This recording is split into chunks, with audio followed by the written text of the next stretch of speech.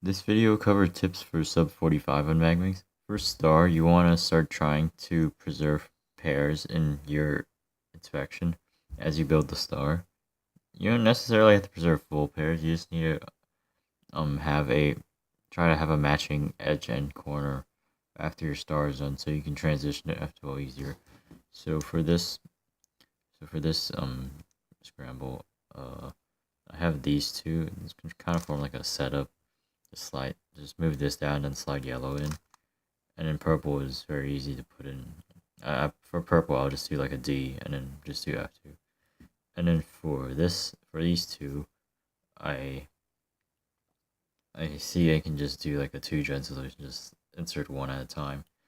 And what's good about this solution is that I have this pair here, and since everything here occurs like on these three faces, and this only occurs on two, I can see that this pair will probably stay together. I think even definitely will stay together. So I just want to keep that. I just want to track stuff like that. If you have extra time in your inspection and then you see like a pair that's pretty close to being preserved through the cross or something that's just like one move away, then at this speed you want to start having that presence of mind to go for things like that.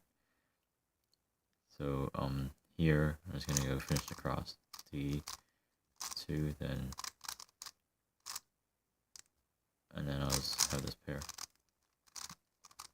For F12, you want to continue the complete look ahead idea that I mentioned in the sub 50 video. But one other thing that I want you to do is just focus, is also like look into some block building stuff. Just something like this case where you have your corner solved and you have your edge oriented, then you can do something like this on your F2L. That case is pretty simple, but you should also know this extension where you have the similar setup, but then this goes into the back and you have a pair solved here. And for this case, it's also pretty easy. You just do RU and then you have like this case where you do this, and you just insert the pair back in. These are the righty cases, and for the lefty cases, you don't really have to do a lefty out. You just, the way I do it is, let me set it up. No. Yeah, here one way to do this is like lefty, but that's pretty slow. The way I usually do this is I rotate downward so my star is in front of me, and then I just do something like this, or whatever the specific case requires me to do. For your SO, you want to mainly focus on improving your complete look ahead, just like in F12. But one other small thing that you can work on is pair first inserts. Basically, you just want to get comfortable with the possibility that a complete pair will be solved in your S2L before inserting the S12 edge. This can also happen in F12, but I find that it like rarely ever occurs there. So I think it's more of a S12 topic.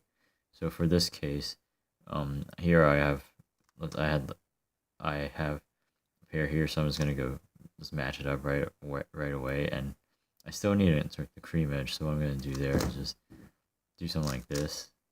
So the red is on this face, and then just do like R prime F2R. You can also do other stuff. Sometimes it's like here, and for this case, you could just rotate, move it around, and put it here, and then do what I just did. But here you can do something a bit simpler like this. And so what you want to do now is just get used to some small stuff like that. Again, this isn't really as important as improving your complete look ahead. That's the most important thing. But this is something else you can work on. And one other related topic is having a 1x2 like this, which is the bottom 1x2. Not this isn't a pair. So for this case, you just want to be comfortable with looping the edge around in the right manner, and then just having and then just solving it so you get a 2x2 instead of a 1x2 and an edge. For last layer, you want to continue using EO plus 1 and EP plus 1 and gradually learn Megaminx OLO and PLO algs. The algs for EO plus 1 and EP plus 1 don't really change. Not really at all now that I think about it. And for the goals for the OLO and PLO count should be 75 OLO and 105 PLO. So that's like, I think it's like 30 more in each or something from the previous video.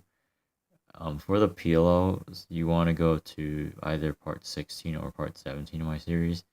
Don't go past 17 because 18, 19, and 20 are tough algs, and you don't really need them for sub 45.